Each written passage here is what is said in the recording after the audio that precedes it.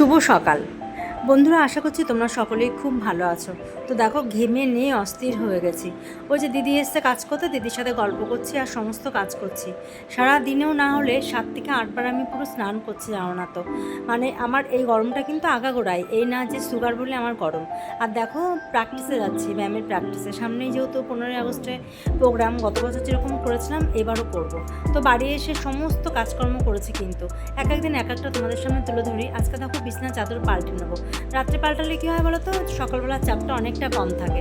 তারপরে নিজের জন্য একটু দুধ চা করে নিয়েছি, অবশ্যই চিনি ছাড়া। আর ঘরটা সুন্দর করে ঝাড় দিয়ে নিয়েছি।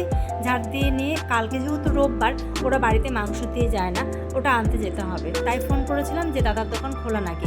তো আসার সময় দেখো, আমাদের মোড়ের মাথায় যেরকম দেখো গান্ধী স্ট্যাচুটা দাঁড় করানো রয়েছে, সেটা তোমাদের সাথে একটু শেয়ার করলাম। আর এসে এই ঘরে বিছনা চাদরটা পাল্টে নিলাম। তা ভিডিওটা কেমন লাগলো বলো। তোমরা সকলেই খুব ভালো থেকো। Tata, bye bye, good night.